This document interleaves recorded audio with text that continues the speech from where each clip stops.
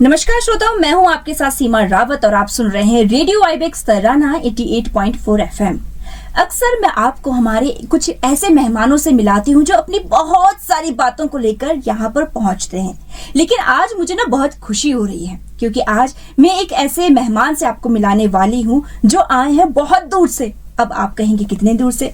जी हाँ, ये आए हैं सिक्किम से। और ये सिर्फ ऐसे ही नहीं आए हैं, इन्होंने सूर्य देव भूमि चैलेंज 2.0 की जो 113 किलोमीटर की ट्रेल रनिंग थी उसमें पार्टिसिपेट किया। और सिर्फ पार्टिसिपेट नहीं किया बल्कि तीसरा स्थान प्राप्त कर हमको भी इस लायक, या ये कह सकते हैं कि हमको भी गर्व की अनुभूति करवाई कि आप सिक्किम से आए हैं, ट्रेल रनिंग में तीसरा स्थान प्राप्त किया है। सिक्किम से उत्तराखंड आकर इतनी बड़ी चीज को हासिल कर पाना बहुत ही मुश्किल होता है और बहुत ही गर्व की बात भी होती है। तो चलिए श्रोता, आज आपको मिलाती हूँ हमारी खास मेहमान से जिनका नाम है टीका एम मंगर। तो मैम, आपका बहुत बहुत स्वागत है हमारे आज के इस कार्यक्रम में। नमस्कार सीमा जी, और रेडियो आईबेक्स तराना को भी बहुत बहुत धन्यवाद देना चाहती हूँ। सीमा जी, आपको भी बहुत बहुत धन्यवाद देना चाहती हूँ क्योंकि आप लोगों ने मेरा जो अनुभव किसी को बांटने को शेयर करने के लिए मौका दिया, यहाँ आने का मौका दिया, इसलिए आपको बहुत बहुत धन्यवाद। और जो भी रेडियो आईबेक्स तराना सुन रहे हैं सभी श्रोताओं को मेरी तरफ से प्यार भरा नमस्कार। जी नमस्कार मैम। मैम, एक चीज मैं आपसे जानना चाहूंगी कि अगर लोकल होते हैं, जैसे मान लीजिए कि उत्तराखंड से हम हैं, उत्तराखंड में कुछ प्रोग्राम होता है या कुछ इवेंट होता है तो हमारे लिए बहुत आसान होता है उसमें पार्टिसिपेट करना या उसके बारे में जानना। मैं आपसे जानना चाहती हूँ कि सिक्किम में बैठे आपको सबसे पहले तो सूर्य देव भूमि चैलेंज के बारे में कैसे पता चला और कैसे जो है आपने इसमें पार्टिसिपेट किया?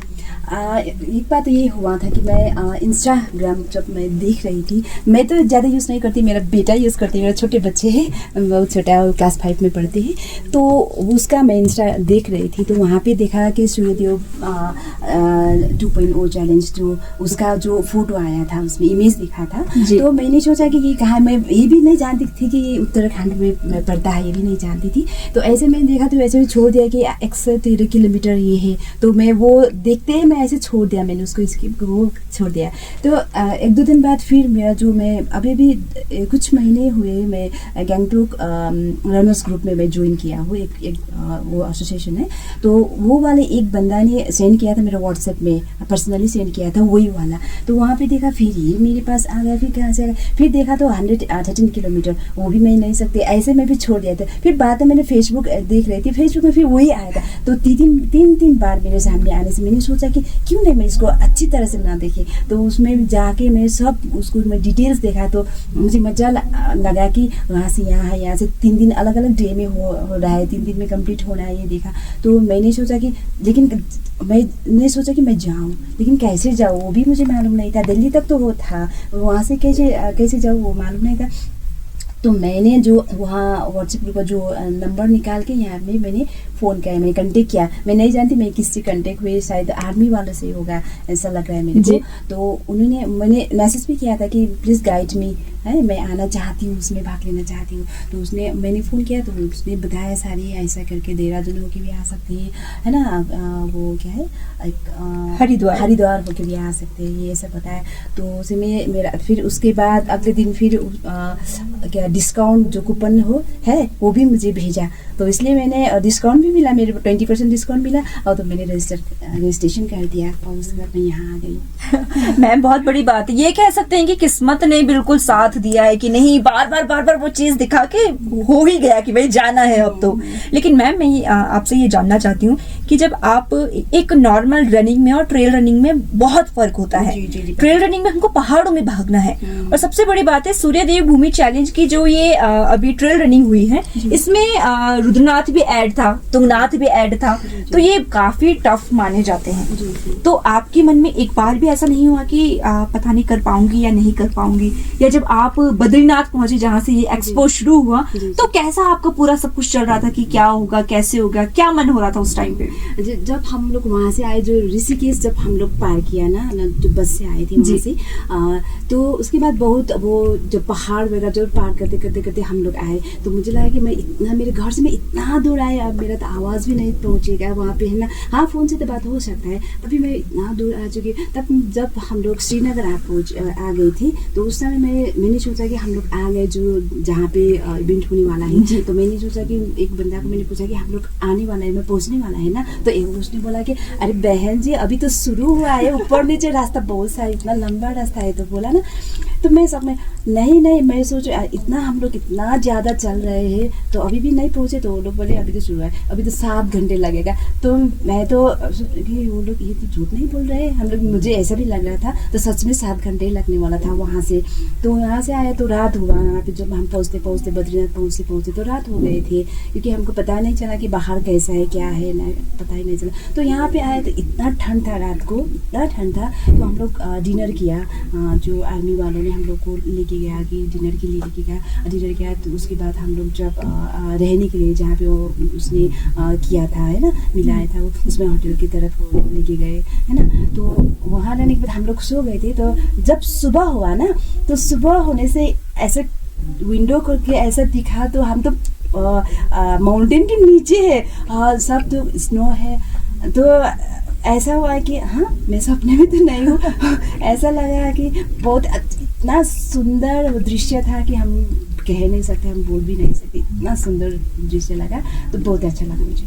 जी मैम, जैसे आप मैं ये जानना चाहती हूँ आपसे कि जब एक न्यू कॉमर एक बहुत बड़ी रन के लिए अप्लाई करता है, पार्टिसिपेट करता है, और जब वो प्रोफेशनल रनर से मिलता है, तो कहीं ना कहीं उसके दिमाग में एक जो है डर बैठ जाता है कि इतने प्रोफेशनल यहाँ पर हैं, पता नहीं हम कर पाएंगे नहीं कर पाएंगे। और कई बार ऐसा होता है कि सबकी जब बातें सुनो तो डिमोटिवेट भी फील जरूर होता है। और आपके लिए भी ट्रेल रनिंग नई चीज थी, तो इसके बारे में थोड़ा बताइए कि क्या आपको भी ऐसा लगा कि पता नहीं हो पाएगा, यहाँ पे इतने ज्यादा प्रोफेशनल लोग हैं, मैं नहीं कर पाऊंगी या नहीं होगा, कुछ ऐसा हुआ था?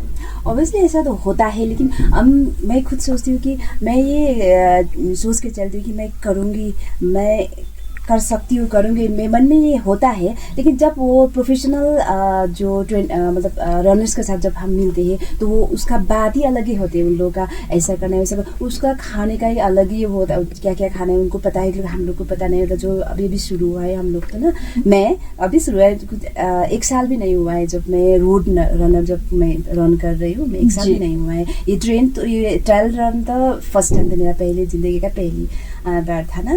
तो वो लोग जो प्रोफेशनल रनर्स का जो उसका जूता ही अलग ही होता है। इसमें भी हमको पता नहीं कि कौन सा जूता पहनना है ना। रोड रन में कैसा जूता पहनना है और ट्रेल में कैसा जूते पहनना है, ये भी अलग बात है। ये भी सोचना चाहिए कि हाँ ऐसा होता है, ऐसा है। अगर रोड रन का जूता हम ट्रेल में पहन दिया तो थोड़ा डिफिकल्ट होगा, क्योंकि स्लिप हो जाता है। फिर ट्रेल रन का जो रोड रन में जब हम रोड में रन करते हैं उसमें पहनने से फिर वो भारी होता है, तो जो कड़क होके ना तो पैर को वो दर्द होने लगता है। ऐसा अभी मैं पता चला है उसमें, जो वो लोग बोल रहे थे कि ऐसे जूते में आप कर सकते हो, ऐसा बोला तो मुझे भी बहुत ही मोटिवेट हुआ था। लेकिन नेक्स्ट डे मैंने थोड़ा अच्छा किया। बिल्कुल इसी में मैम एक चीज मैं जानना चाहूंगी कि जब आप लोगों ने ट्रेल रनिंग शुरू किया, और मैं ना खुद रुद्रनाथ कई बार जा चुकी हूँ, और मुझे ये पता है कि अभी के टाइम पे वहाँ पे अच्छी खासी बर्फ है। तो जब हम रुद्रनाथ चढ़ते हैं, और कलकोट से तो रुद्रनाथ काफी टफ भी है, तो जब हम रुद्रनाथ चढ़ते हैं तो बर्फ भी मिलती है। और जैसे आपने ऑफ कैमरा मुझे बताया कि बर्फ जो है जूते में घुस गई तो ठंडा भी लगा, पैर जाम हो गए, तो उस टाइम पे ऐसा नहीं हुआ कि गिव अप कर देती हूँ, नहीं होगा, छोड़ देते हैं, कुछ ऐसा हुआ? गिव अप को तो मेरा वो नहीं होता। पहले दिन था जो मैंने ब्रेकफास्ट नहीं की थी, बिना ब्रेकफास्ट करके मैं चली थी जो फर्स्ट डे में, क्योंकि उसके रात में भी मैंने 2 रोटी सिर्फ खाई थी पानी से। तो फिर सुबह मैं बिना ब्रेकफास्ट करके गई थी, तो उसमें थोड़ा मेरा बीपी का प्रॉब्लम हुआ था, मेरा बीपी लो हो गया था, इसलिए मेरा वॉमिटिंग होना शुरू हुआ था, आँख में जो काला जो हुआ था। उसमें मैंने सोचा कि मैं इस पोजीशन तो नहीं आ पाऊंगी, लेकिन कंप्लीट तो मैं करूंगी, लेकिन 10 आवर्स दिया था। तो 10 आवर्स में मेरा वो होगा कि नहीं होगा, टाइम टाइम आउट हो जाएगा ये भी मैं सोची थी, लेकिन मैं लौट के जाऊँगी, गिव अप करूँगी ये मैंने नहीं सोचा। मैं चलती रही, लेकिन वो टाइम से पहले ही मैं पहुँची। तो नेक्स्ट डे से मैंने थोड़ा सा अच्छा किया। जो आप अभी पूछ रहे कि जो बर्फ़ में कैसे लगा, तो बर्फ़ में तो पीछे मुड़ने का सोचा भी नहीं मैंने, क्योंकि जब जितना हम ऊपर जा रहे थे उतना तो बहुत अच्छा से नज़ारा देखने को मिल रहे थे। उसमें भी इतना वो थकान नहीं हुआ था, थकान से ज़्यादा वो देखने को बहुत अच्छा लग रहा था ना। तो हम लोग चलते रहे थे, लेकिन बहुत स्लिप हुआ था जब तक हम लोग गए।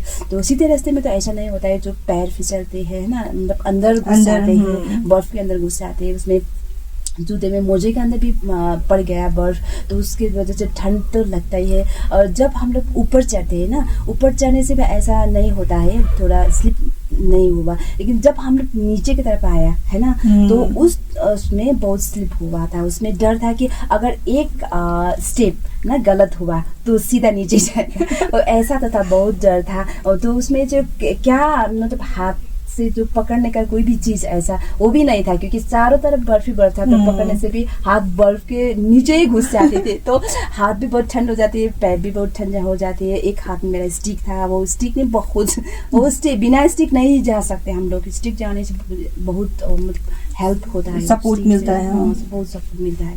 बिल्कुल। और इंडियन आर्मी जो है इस पूरे इवेंट को करवा रही थी, इंडियन आर्मी और उत्तराखंड टूरिज्म।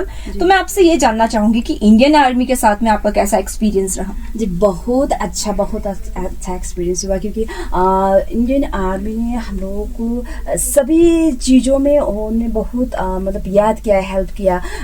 जो सभी मार्ग के बीच जो होता है, कई जगह उन लोग ने जो हाइड्रेशन के लिए जो भी रखा हुआ था, प्रोटीन बार रखा हुआ था, पानी रखा हुआ था, लेकिन बहुत अच्छे से मेहनत किया था। जगह जगह में बहुत अच्छे से मेहनत किया था। वो ORS वगैरह भी वो भी रखा हुआ था, है ना, खाने का बहुत सारी चीज़ रखा हुआ था, जो खजूर वगैरह, डेट्स वगैरह भी रखा हुआ था।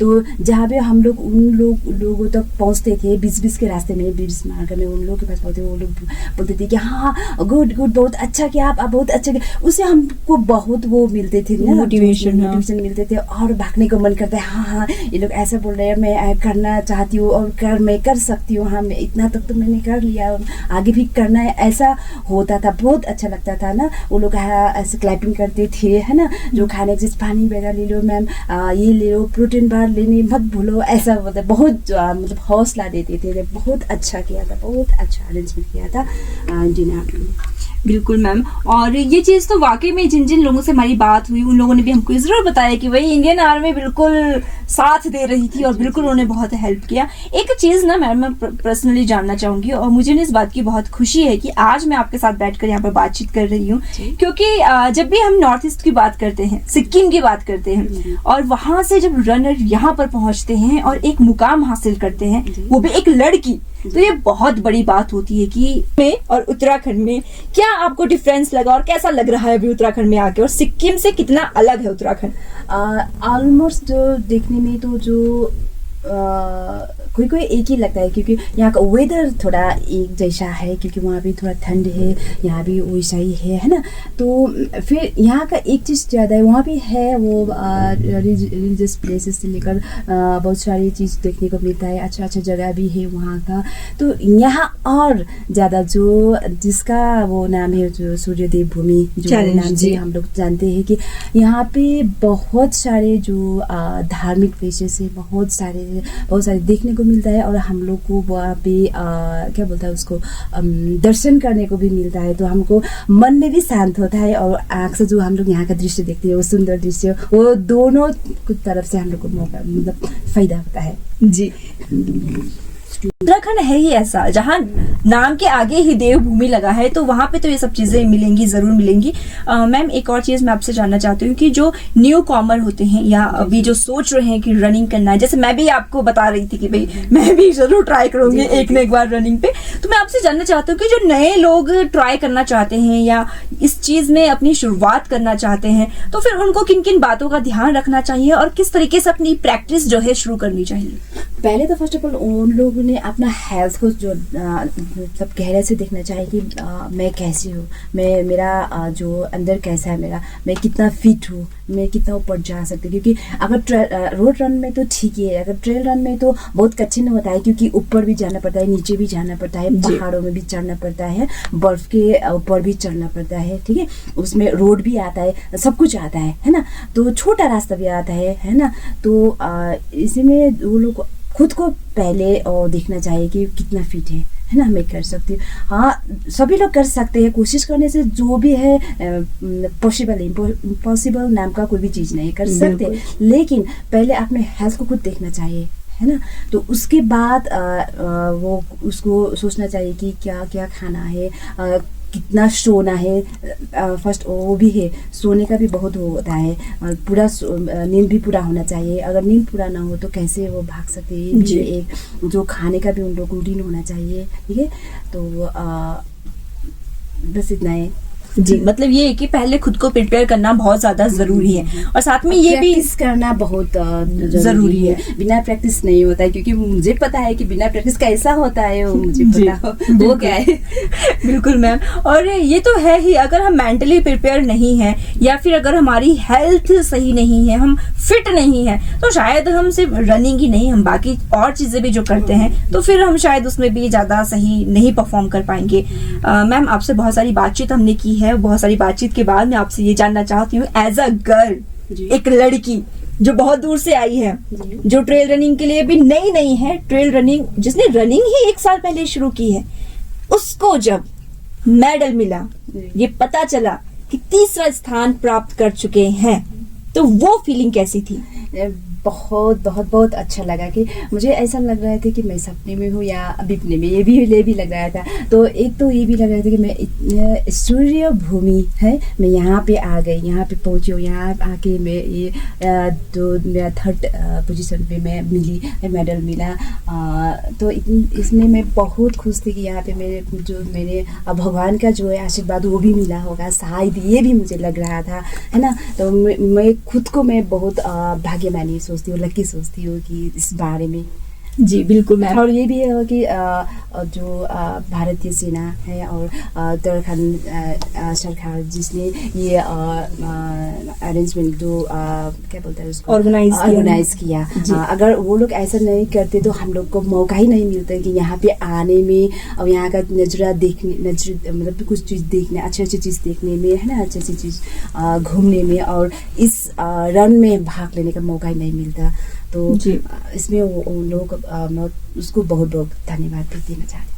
जी बिल्कुल मैम, ये तो जरूर है कि भारतीय सेना और उत्तराखंड टूरिज्म ने मिलकर बहुत सारे युवाओं के सपनों को पूरा किया है, क्योंकि ट्रेल रनिंग में जिन जिन लोगों ने पार्टिसिपेट किया, बहुत दूर दूर से लोग इसमें आए थे। आप सिक्किम से आए हैं, एक जीता जागता उदाहरण हमारे साथ बैठे हुए हैं कि सिक्किम से आप आए हैं, आपके साथ सिक्किम से बाकी लोग भी आए थे, कोलकाता से लोग आए थे, और भी न जाने कहां से लोग आए थे। तो ये बहुत बड़ी बात है कि भारतीय सेना उत्तराखंड टूरिज्म के साथ मिलकर कई युवाओं के सपनों को उड़ान दे रही है, पूरा कर रही है। तो अगले साल की क्या तैयारियां हैं कि अगर फिर से ये चैलेंज होता है तो फिर क्या सोचा है, फिर से आना है? मैं ये सोच रही हूँ कि अगले साल मैं जरूर आऊँगी, ये सोच रही हूँ। मैं ही सिर्फ नहीं, मैं दोस्तों को भी बोलूँगी वहाँ जाना है, ऐसा दिखने को मौका मिलता है, उसमें भाग जरूर लेना है ना। वो एक्सपीरियंस भी होगा और मेडल भी जीत सकते हैं, वहाँ का सब दर्शन भी हो सकते हैं, है ना।